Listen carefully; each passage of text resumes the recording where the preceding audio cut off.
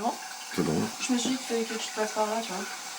Ok. Faut pas voir les shots, attends déjà. Faut passe pas de bruit les shots. Du trivial, mais pas à ce point. Non, là ça va être contre-plongée, je déteste quand c'est en contre-plongée. Oui, tu peux filmer. Comme ça, là, genre on voit où j'ai explosé mes boutons, mais bon. Non, ça va, ça se voit pas trop. Ouais? T'es sûr? Attends, je passe. Pire, non? J'ai l'impression que j'étale. Ça fait des grosses traces, ouais. Faut mettre de l'eau.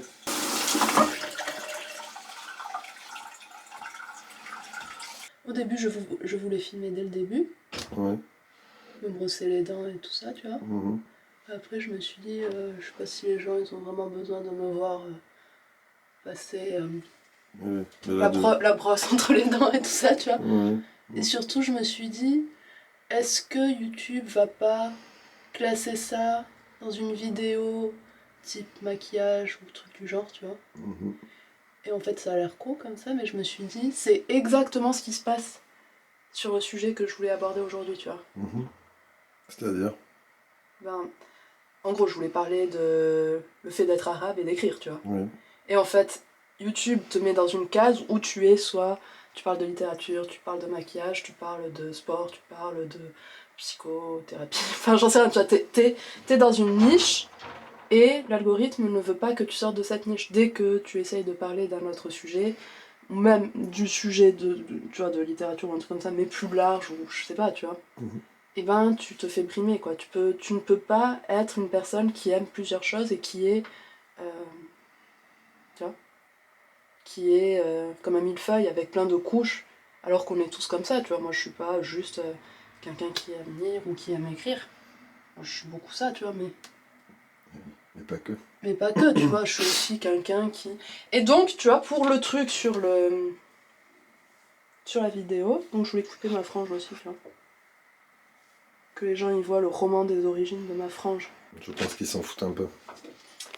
Non, c'est le roman des origines. Donc je disais que vraiment...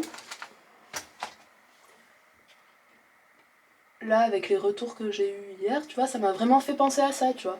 Vraiment fait penser que, pour eux, je ne suis pas un être humain comme un millefeuille qui a plein de spécialités et qui est, tu vois. Je suis un auteur arabe qui doit correspondre, dans mes romans en tout cas, à cette image qui se font.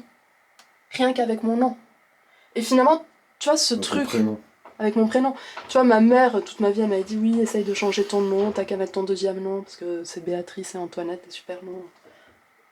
Et moi, je me disais non. Enfin, en gros, tu vois, je sais pas si c'est du racisme, mais ça y ressemble, je trouve. De vouloir vraiment te mettre dans cette case de il faut que tu écrives le roman de la quête des origines, tu vois. Et Attends, 2 secondes.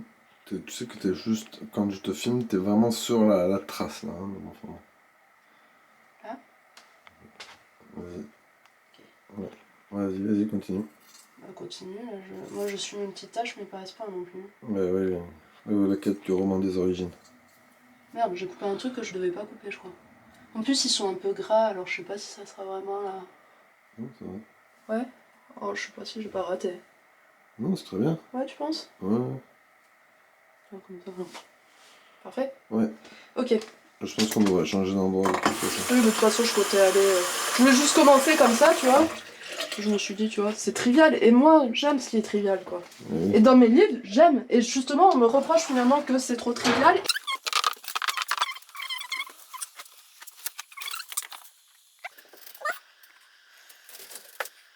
Je suis pas un pied. Hein? Je suis pas un pied. Donc je disais, en fait, dans les retours, parce que là ça a l'air très très fouillis ce que je raconte, mais si on reprend méthodiquement, dernièrement on m'a dit que ce serait bien peut-être que j'écrive l'an dernier, donc reprenons au tout début.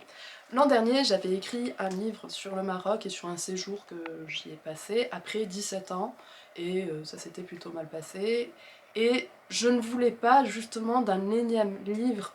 Tu veux éternuer là ou quoi? Non, c'est juste que je fais attention parce que je sais qu'on va entendre ma respiration après. Et là, on n'a pas mis de micro, donc on va entendre. Ok. Comme ça là? Avec toi derrière? Non, mais Qui moi, regarde. je veux pas quand tu me vois, qu'on voit.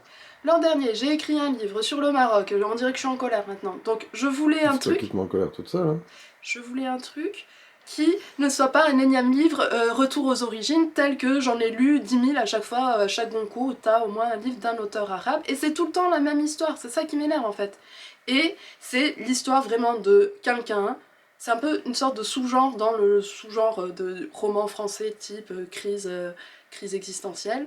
Donc la personne va subir quelque chose d'assez euh, en, en rapport avec sa famille, c'est-à-dire souvent la mort du père ou la mort de la mère ou un truc comme ça, ce qui va vouloir le faire retourner finalement à ses origines arabes et donc parfois faire un voyage là-bas et avec tout ce qu'il peut y avoir un peu d'orientalisant ou presque, moi l'impression que j'ai parfois de misérabiliste. Mais surtout avec tout le temps ce truc de la grande histoire et la petite histoire qui sont entremêlées, comme si chaque vie devait être forcément épique, comme si chaque personne arabe avait forcément tout le poids de la colonisation, tout le poids du racisme et tout sur les épaules. Je pense que beaucoup de gens le subissent et je pense que tout le monde... Enfin que en gros, là ce que je dis... C'est maladroit, t'as vu? Non, ça va. Ce que je dis, c'est que bien sûr qu'on le subit tous à une certaine échelle et tout, mais en fait, il ne faut pas qu'on pense que puisqu'on est arabe, on aura exactement le même type d'histoire. En fait, dans ce genre de cas, moi j'ai l'impression que les maisons d'édition sont vraiment, comme ce que je disais, un algorithme qui essaye de nous mettre dans des cases pour savoir exactement quel type de public toucher, quel enjeu publicitaire mettre en place, comment parler du livre, comment le vendre, comment le résumer, etc.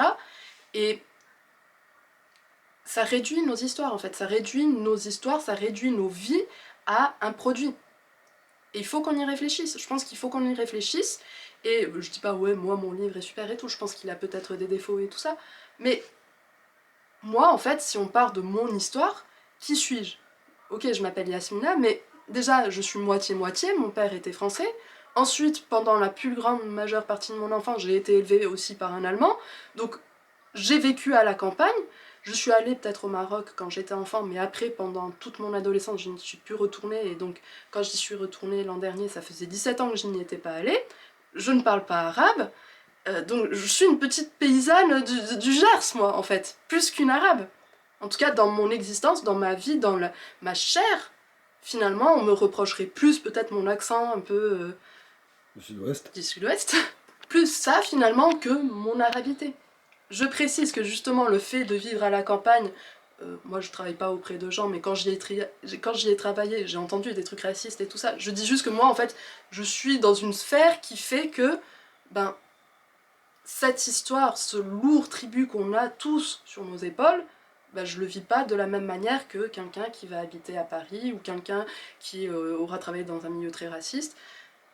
Et donc l'unicité de mon histoire ne rentre pas dans cette case qu'on essaie de m'assigner. Et finalement, les conseils qu'on me donne, qui sont totalement extra-littéraires, et qui seraient de justement rajouter du romanesque, mais avec ce que ça a de cette histoire qu'il faudrait rajouter dans mon histoire, ben ça serait très artificiel. En fait, moi, mon histoire, c'est de l'autofiction, ce que j'écris. Donc, les choses, les événements tels que je les vis, je vais pas les changer parce que ça ne va pas dans la case roman arabe qui a des origines. J'ai voulu justement subvertir ça, moi, dans mon livre. Et j'ai l'impression qu'une partie des éditeurs, ou peut-être que mon agent n'a peut-être pas bien compris le message de mon livre et l'a vendu justement comme un roman type qui a des origines, mais c'est pas du tout le cas. En fait, c'est le contraire, c'est genre presque une parodie de ça. De montrer justement à quel point, parfois, quand on a vraiment perdu un lien avec ses racines, retourner au pays, c'est comme si j'étais totalement française.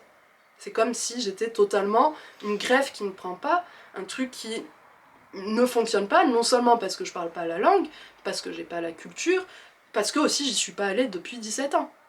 Donc mon histoire, je peux pas la modifier pour faire plaisir à quelqu'un qui voudrait vraiment ce récit-là, foisonnant et épique, comme on dirait pour celui de Ruben. Emmanuel Ruben.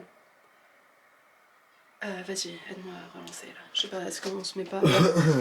Donc finalement, résumer nos histoires comme ça et les faire rentrer dans des cases, je trouve que c'est un peu raciste. C'est finalement vraiment généraliser l'histoire de tous les arabes et aussi dès qu'on voit un nom arabe se dire je vais lire tel récit, cool, il m'en manquait un dans mon catalogue à ce moment-là quoi.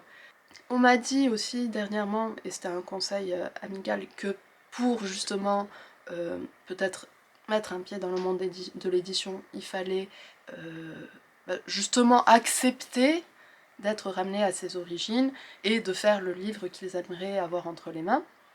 Et je comprends, mais en fait c'est peut-être ce que j'ai essayé de faire, mais à ma manière. Je pourrais pas écrire l'histoire qu'ils ont envie que j'écrive, puisque C'est pas ta vie. c'est pas ma vie, tout simplement, voilà, c'est ça. Mhm.